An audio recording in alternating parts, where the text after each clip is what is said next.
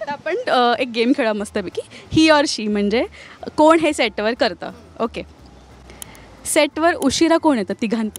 नाही, कोणीही नाही, आम्ही तिघही पंक्च्युअल. तिघही ठाण्यातच राहतो त्याच्यामुळे पटकन येतो. आणि लांब जरी राहत असतो ना तरी वेळेवर, म्हणजे माझा तरी तो स्वभाव आहे, मी वेळेवरच पोहोचते. तर हा सुरुवातीला गोरेगावला राहायचा पण तरीही हा वेळेतच यायचा. सो आम्ही तिघही पंक्च्युअल. तुम्ही तिघही वेळेत होतात, आम्हाला उशीर झाला.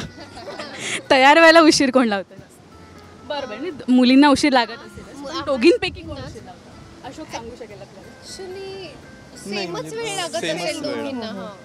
ओके, फॅशन सेन्स कोणाचा छान आहे?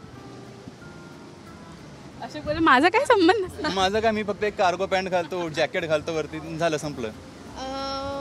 प्रतीक्षाचं मला वाटतं, कारण मी बऱ्याच आता सध्या तरी मी तिला विचारते प्रतीक्षा हे घालू का ते घालू का. आणि परवाचीच गोष्ट, मी एका इव्हेंटला जायचं होतं तर मी खूप कन्फ्यूज होते. मला एक वेगळाच ब्लाऊज आवडला होता आणि माझ्या नवऱ्याला आणि प्रतीक्षाला सेम आवडलं, तर तिचं म्हणणं आहे की आम्हाला जास्त सेन्स आहे. सो करेक्ट आहे. शॉपिंग सेशन पण सुरू असतं का असं? हो, मी मगाशी म्हणाले की रश्मी एजिंग इन रिव्हर्स आहे ना, म्हणजे इतका मोठा मुलगा आहे, तिला बघून कोण बोलणार नाही. खरंय खरंय खरंय. एक कॉलेज गोईंग गर्लची भूमिका पण ती करू शकते. अगदी अगदी अगदी.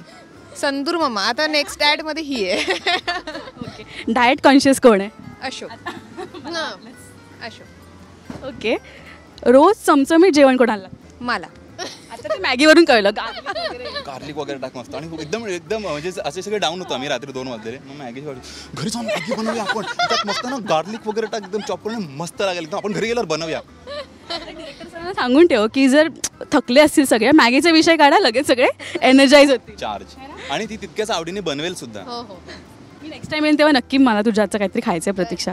ओके, मोबाईल जास्त कोण यूज करतं सेटवर? झालं की मोबाईल.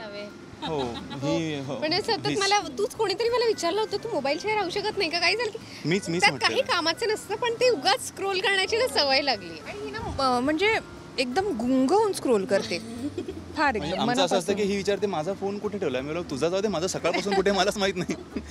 बरं, सेटवर प्रँक्स कोण जास्त करतं?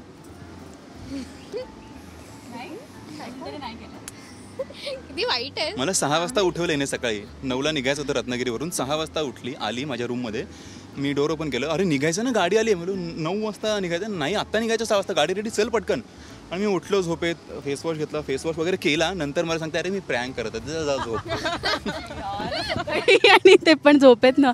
बरं ठीक आहे, पण आता रश्मी तू म्हणालीस की मोबाईल जास्त यूज करायला लागतो. आता बिग बॉस सीझन 5 येते कलर्सवर, तर बिग बॉसच्या घरात जायला आवडेल. आता तुम्ही मालिकेचं प्रमोशन निमित्त जाल आतमध्ये, किती एक्साइटमेंट आहे घरात? खूप, कारण मला रितेश देशमुख प्रचंड आवडतो, मी फॅन आहे त्याची. आणि मला पण प्रचंड आवडतं. तुझा हिरो इथे असताना तू तू लग्न करतोय ना तिच्याशी?